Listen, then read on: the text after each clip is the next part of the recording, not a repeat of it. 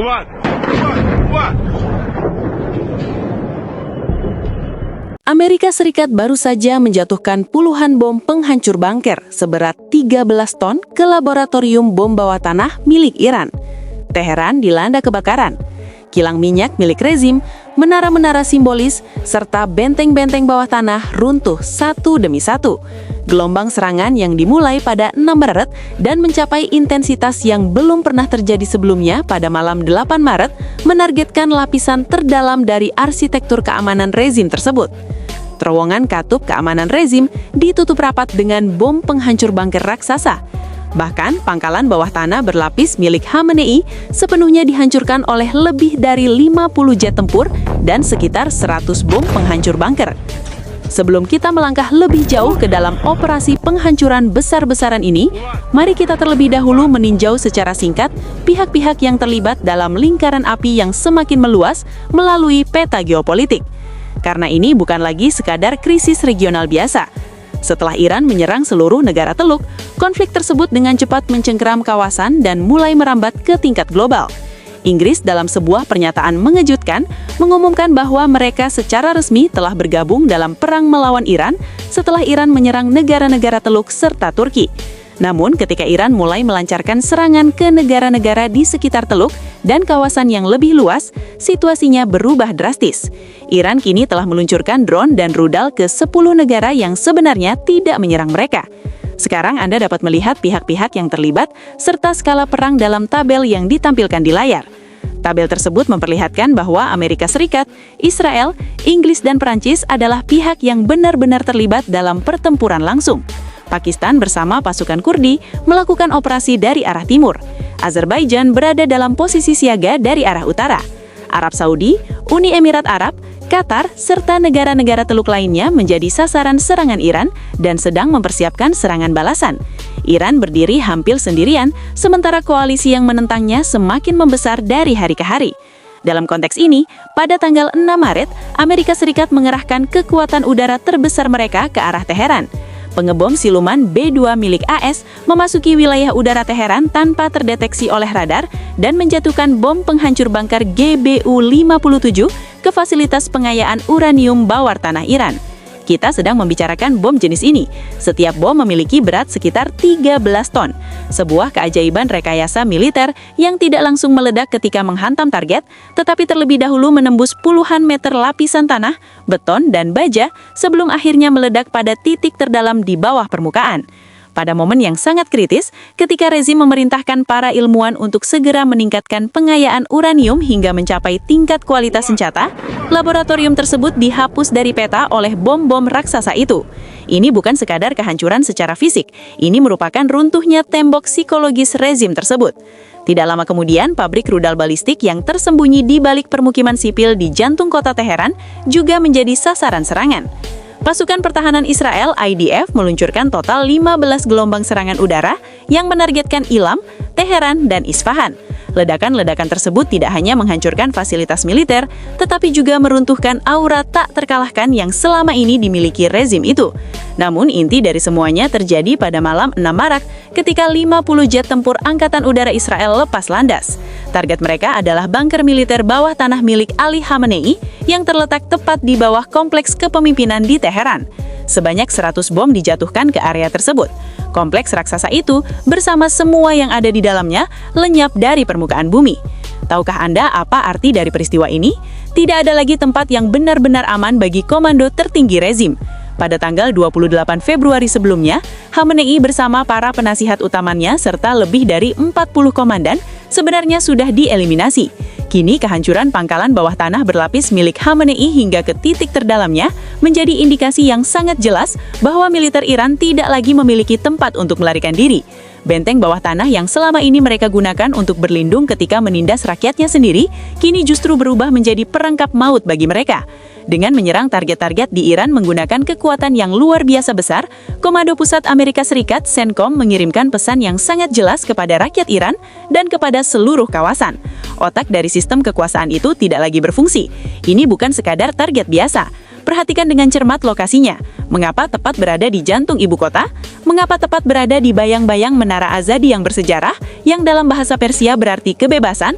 Alasannya adalah karena rezim secara efektif menggunakan rakyatnya sendiri sebagai perisai manusia dengan menyembunyikan pabrik rudal balistik besar di tengah-tengah permukiman sipil serta di sekitar simbol nasional. Menempatkan target semacam itu tepat di pusat sebuah metropolitan, tempat jutaan orang tinggal, merupakan cara untuk menekan dunia. Pesannya adalah, jika kalian menyerang kami, maka kalian juga menyerang warga sipil dan sejarah kami.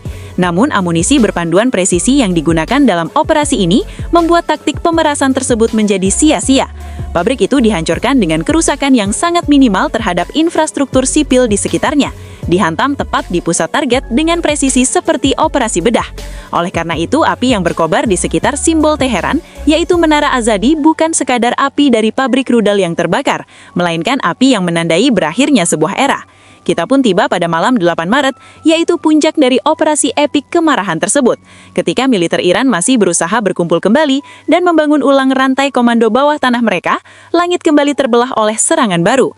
Pasukan pertahanan Israel IDF mengguncang Teheran dan wilayah Iran bagian tengah dengan lebih dari 80 pesawat tempur sepanjang malam itu. Dalam waktu hanya beberapa jam, total 230 bom dijatuhkan ke berbagai target. Fokus utama serangan tersebut adalah fasilitas bawah tanah, tempat rudal balistik disimpan sekaligus diproduksi. Namun terdapat satu rincian yang sangat penting di sini. Berdasarkan pernyataan resmi militer Israel, fasilitas-fasilitas yang menjadi sasaran tersebut merupakan pusat aktif tempat ratusan personil dari Korps Garda Revolusi Islam atau IRGC menjalankan operasi. Yang menjadi target bukan hanya sistem rudalnya, melainkan juga sumber daya manusia yang menjaga agar sistem tersebut tetap berfungsi. Tempat-tempat perlindungan, markas militer, serta terutama Akademi Militer Universitas Imam Hussein yang berperan sebagai pusat konsolidasi darurat bagi IRGC dihancurkan hingga rata dengan tanah. Ketika rezim mengaktifkan rencana darurat yang telah disiapkan untuk situasi perang, pusat-pusat konsolidasi tersebut runtuh menimpa mereka. Dengan kata lain, dalam kepanikan masa perang rezim mengumpulkan para prajurit, komandan, serta para ahli strateginya di tempat ini dan membentuk tim pengelola krisis di sana. Pada saat itulah, kompleks pertemuan tersebut ambruk menimpa mereka. Menurut analisis dari Alma Research Center, 4 pangkalan rudal balistik terbesar milik Iran mengalami kerusakan sangat berat dalam 48 jam pertama operasi Roaring Lion. Khorgo, Provinsi Hormuz. Pangkalan MRBM ini tidak diserang dalam operasi Juni 2025. Sampai 1 Maret 2026, setidaknya 3 struktur pendukung telah dihancurkan. Pangkalan ini memiliki silo yang memberikan kemampuan peluncuran dari bawah tanah. Isfahan mengalami kerusakan parah pada bagian permukaan. Pada Juni 2025, fasilitas ini sempat dibangun kembali. Namun hingga 1 Maret 2026, setidaknya 1 dari struktur yang telah direkonstruksi tersebut kembali dihancurkan. Berdasarkan analisis layer, terlihat ledakan besar dari sebuah peluncur yang sedang bergerak serta bangunan kontrol rudal yang mengalami kerusakan. Khorram Abad, Provinsi Lorestan, mengalami kerusakan berat di permukaan pada Juni 2025. Titik pendukung dari jaringan terowongan baru yang dibangun di dekat pintu masuk pangkalan menjadi sasaran serangan udara pada 1 Maret. Silo peluncuran bawah tanah juga berada di lokasi ini. Tabriz, Provinsi Azerbaijan Timur, mengalami kerusakan besar pada Juni 2025. Pintu masuk serta titik pendukung jaringan terowongan bawah tanah terkubur akibat pemboman berat dalam serangan selama 48 jam terakhir. Citra yang diambil oleh perusahaan satelit Vantor memberikan gambaran yang lebih luas mengenai situasi tersebut. Kompleks militer Konor, sebuah kapal terlihat tenggelam di pelabuhan Pangkalan Angkatan Laut. Bangunan-bangunan di area sekitarnya hancur. Struktur yang berada di pangkalan drone dimusnahkan sepenuhnya. Tempat perlindungan pesawat di pangkalan udara rusak berat atau bahkan runtuh. Pangkalan rudal Shira Selatan. Berdasarkan analisis layer, gambar yang diambil pada hari Senin menunjukkan sebuah rudal yang rusak dan mengalami kebocoran bahan bakar, sementara beberapa landasan peluncuran lainnya meledak dan memicu kebakaran yang menjalar di sepanjang ngarai. Asap kemerahan tampak muncul akibat kebocoran bahan bakar asam nitrat. Pangkalan rudal Kerman, pintu masuk terowongan serta jalan-jalan di sekitarnya dihantam bom berat milik Amerika Serikat. Sisa-sisa amunisi penghancur bungkar terlihat di kedua sisi pintu masuk terowongan tersebut, namun belum dapat dipastikan apakah pintu masuk itu benar-benar runtuh. Fasilitas nuklir Natanz, Badan Energi Atom Internasional atau IAEA, mengumumkan bahwa mereka dapat memastikan adanya sejumlah kerusakan baru pada pintu masuk fasilitas pengayaan bahan bakar nuklir di Natanz. Meski demikian, mereka juga menegaskan bahwa tidak ada dampak radiologis yang diperkirakan terjadi. Fasilitas rudal Gada Isfahan, pasukan pertahanan Israel atau IDF, menyatakan bahwa mereka telah menyerang fasilitas produksi serta penyimpanan rudal balistik Gada yang sangat besar di Isfahan. Serangan tersebut tidak hanya menargetkan amunisi yang tersedia saat ini, tetapi juga kemampuan produksi di masa depan. Depot amunisi Desful, ledakan sekunder besar terjadi setelah serangan udara, yang mengkonfirmasi bahwa lokasi yang dihantam memang dipenuhi dengan persenjataan berat. Hingga tanggal 3 Maret, citra satelit mengkonfirmasi bahwa sekitar selusin pangkalan rudal telah mengalami kerusakan akibat serangan udara Amerika Serikat maupun Israel. Serangan-serangan itu terutama dilakukan oleh Amerika Serikat di wilayah selatan dan oleh Israel di wilayah utara. Iran kini dipaksa bertempur tanpa kekuatan udara dan tanpa kekuatan angkatan laut, hanya mengandalkan drone serta rudal balistik. Namun depot-depot penyimpanan rudal tersebut secara sistematis terus menjadi sasaran serangan mulai dari Zanjan hingga Kermanshah. Iran diperkirakan akan segera mengajukan permintaan gencatan senjata. Dampak global dari penutupan Selat Hormuz sangatlah besar. Perusahaan-perusahaan tanker biasanya menunggu sekitar 24 hingga 48 jam saja, bahkan setelah permusuhan mereda, untuk memastikan tidak ada lagi ancaman serangan UAV atau perahu kamikaze. Hal ini berarti bahwa meskipun selat tersebut secara fisik telah dibuka kembali, lalu lintas komersial tidak akan segera dimulai. Analis menyatakan bahwa apabila Amerika Serikat dan Israel tidak mampu menjamin jalur aman melalui selat tersebut pada Senin pagi, maka pasar global akan menghadapi goncangan serius. Harga minyak berpotensi melonjak hingga 110 hingga 120 dolar per barel. Keamanan energi Eropa akan langsung berada dalam ancaman. Namun kecepatan dan intensitas respons Amerika Serikat yang menenggelamkan 9 kapal, menghancurkan markas Angkatan Laut, serta merobohkan infrastruktur pertahanan pesisir tersebut, menunjukkan bahwa kontrol fisik atas selat tersebut tidak lagi berada di tangan Iran. Kapasitas Iran untuk menutup selat tersebut beserta kekuatan angkatan lautnya telah tenggelam ke dasar laut. Ancaman yang tersisa hanyalah main laut dan UAV berukuran kecil. Armada pembersih main milik Angkatan Laut Amerika Serikat kini aktif beroperasi di kawasan tersebut. Markas armada kelima yang berada di Bahrain menampung unit-unit yang secara khusus disiapkan untuk menghadapi skenario semacam ini. Operasi pembersihan main tersebut dapat memerlukan waktu beberapa hari, bukan hanya beberapa jam. Namun Iran tidak lagi memiliki kemampuan untuk melancarkan gelombang serangan kedua. Pemenang dan pihak yang dirugikan dari langkah Iran di Selat Hormuz. Rusia memperoleh keuntungan dalam jangka pendek. Lonjakan harga minyak membantu meringankan anggaran Moskow. Konflik yang berkepanjangan di Timur Tengah juga mengalihkan perhatian dan persenjataan Amerika Serikat. Moskow secara konsisten mendapatkan manfaat dari kondisi ketidakstabilan global. Namun membiarkan sekutu seperti Iran berada dalam situasi seperti ini menunjukkan bahwa ancaman dari Moskow tidak sepenuhnya nyata, dan para elit Rusia percaya bahwa pada akhirnya giliran mereka juga akan tiba. Keheningan sementara ini justru menjadi sumber kecemasan dan kepanikan besar bagi mereka. China memilih bersikap lebih berhati-hati. China kemungkinan akan memberikan bantuan dana dan sumber daya kepada Iran, tetapi tetap menjauh dari keterlibatan militer secara langsung. Menteri Luar Negeri China Wang Yi mengecam serangan Amerika Serikat dan Israel sebagai tindakan yang tidak dapat diterima dan sebagai pembantaian terbuka terhadap seorang pemimpin yang berdaulat. Namun di sisi lain, keamanan energi China sendiri juga sangat bergantung pada jalur strategis Selat Hormuz. Iran mengalami kekalahan di hampir semua lini. Angkatan lautnya telah hancur. Angkatan udaranya dimusnahkan di landasan pacu pada jam-jam pertama konflik. Struktur komandonya kini berada dalam kuburan massal. Ancaman untuk menutup Selat Hormuz justru memicu pengerahan penuh kekuatan Angkatan Laut Amerika Serikat, alih-alih membawa Washington ke meja perundingan.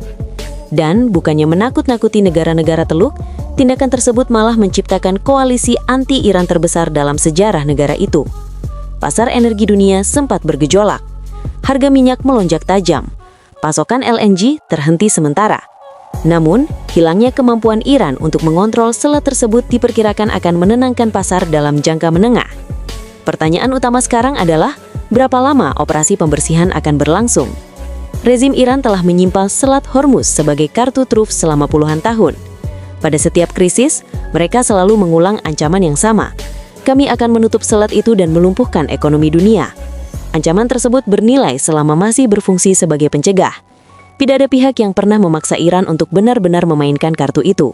Hingga pagi ini, Iran akhirnya memainkan kartu tersebut, dan dunia menyaksikan bahwa itu hanyalah gertakan kosong. Angkatan laut yang berusaha menutup selat itu dikirim ke dasar laut hanya dalam beberapa jam. Kekuatan yang mencoba menyandera ekonomi global justru kehilangan kendali hingga menembaki kapal-kapalnya sendiri. Pernyataan Donald Trump sekaligus menjadi ejekan, sekaligus realitas operasional. Selain itu, Angkatan Laut Iran sebenarnya baik-baik saja. Lautan dikuasai oleh kekuatan, dan kekuatan tersebut telah memberikan responsnya. Pemerasan Iran di Hormuz membuktikan bahwa kartu strategis terakhir rezim tersebut kini juga telah berubah menjadi abu. Tidak ada lagi kekuatan udara, tidak ada armada laut, tidak ada kepemimpinan, dan tidak ada rantai komando. Yang tersisa hanyalah sisa-sisa angkatan laut yang bahkan menembaki kapal miliknya sendiri. Dan di jalan-jalan Teheran, masyarakat menyaksikan runtuhnya rezim dari atap rumah mereka. Banyak analis menilai bahwa 24 jam ke depan akan sangat menentukan bagi kelangsungan rezim. Jika sejumlah besar warga turun ke jalan malam ini dan tidak menghadapi perlawanan dari garda revolusi, efek domino bisa segera dimulai. Tangan besi rezim, Musavi, telah tewas. Pemimpin ideologinya, Khamenei, juga telah gugur. Siapa yang akan mengendalikan jalanan sekarang? Iran berusaha melumpuhkan ekonomi global. Amerika Serikat justru melumpuhkan angkatan laut Iran. Inilah harga dari pemerasan tersebut. Sebuah rezim yang dipaksa memainkan kartu terakhirnya kini telah menunjukkan kepada dunia bahwa kartu itu kosong. Ini bukan sekedar kisah perang. Ini adalah cerita tentang sebuah rezim yang sedang menuliskan akhir kehidupannya sendiri. Namun, terdapat dimensi struktural yang jauh lebih dalam dari bunuh diri strategis ini, yaitu ilusi pasukan proksi. Kemana rezim Iran menghabiskan anggaran besar yang selama puluhan tahun mereka ambil dari kesejahteraan serta dapur rakyatnya? Dana itu dialirkan kepada Hezbollah di Lebanon, Houthi di Yaman, serta jaringan milisi di Irak dan Suriah. Dongeng terbesar yang dijual rezim kepada dunia adalah apa yang mereka sebut sebagai poros perlawanan. Lalu di manakah pasukan proksi besar tersebut pada 6 Maret ketika pesawat B-2 menembus jantung Teheran dan 8 Maret saat bunker kepemimpinan runtuh menimpa mereka? Tidak ada di mana-mana, karena para proksi itu sendiri tengah sibuk menghadapi krisis kelangsungan hidup mereka masing-masing. Ketika rezim mengira bahwa mereka sedang membangun perisai pelindung di sekelilingnya, kenyataannya mereka justru membuat diri mereka menjadi target yang lebih besar bagi para musuhnya. Saat Teheran dilalap api, pasukan proksi yang menelan biaya miliaran dolar tersebut bahkan tidak mampu menembakkan satu peluru pun untuk menyelamatkan rezim. Ini merupakan kegagalan total dari permainan geopolitik yang telah dijalankan rezim selama beberapa dekade. Sekarang, mari kita lihat harga yang harus dibayar hanya dalam 1 minggu. Kepemimpinan, Khamenei tewas, lebih dari 50 jenderal dan pejabat tinggi dieliminasi, rantai komando hancur, bahkan tempat perlindungan terakhir Khamenei juga telah dihancurkan. Kapasitas rudal, tingkat peluncuran menurun hingga 86%, ratusan rudal serta landasan peluncur dihancurkan, 4 pangkalan rudal terbesar rusak parah. Fasilitas produksi rudal terus dihantam. Kapasitas masa depan juga sedang dieliminasi. Program nuklir, fasilitas pengayaan uranium ditembus oleh B-2 menggunakan bom GBU-57. Natanz, Isfahan, dan Fordow mengalami kerusakan. IAEA mengonfirmasi adanya kerusakan pada pintu masuk fasilitas tersebut. Angkatan Laut, 18 kapal perang serta kapal selam dimusnahkan. Pertahanan udara, runtuh sepenuhnya. Pesawat Amerika dan Israel kini terbang bebas di langit Iran. Lebih dari 15 gelombang serangan telah dilancarkan. Pasukan bawah tanah, sekitar 200 hingga 300 ribu tentara terjebak di tempat perlindungan bawah tanah. Pintu masuk terowongan runtuh, sepertiga tentara terkubur hidup-hidup. Para jenderal militer melarikan diri, barak-barak kosong, tentara tidur di luar, rantai komando terputus, para prajurit mulai bersiap untuk berpindah pihak. Bandara dibom, jembatan laut ditutup, logistik lumpuh, fasilitas minyak terbakar. Lalu bagaimana dengan kapasitas Iran untuk melakukan pembalasan? Iran melancarkan serangan terhadap negara-negara Teluk, Siprus, Turki, dan Azerbaijan. Namun setiap serangan justru menarik musuh baru ke dalam konflik. Inggris masuk ke dalam perang, Prancis mengirim kapal induk, Pakistan bergabung dari arah timur, pasukan Kurdi meluncurkan operasi darat. Dengan menambah jumlah musuhnya, Iran justru memastikan jerat di lehernya sendiri. Dan setelah Amerika Serikat menghancurkan kartu truf terakhir Iran, yaitu laboratorium bomnya, rezim tersebut hampir tidak memiliki apa-apa lagi untuk masa depan. Jadi, bagaimana pendapat Anda mengenai semua ini? Silahkan bagikan pendapat Anda di kolom komentar. Untuk terus dapat informasi terbaru, silahkan berlangganan saluran kami dan jangan lupa nyalakan notifikasi.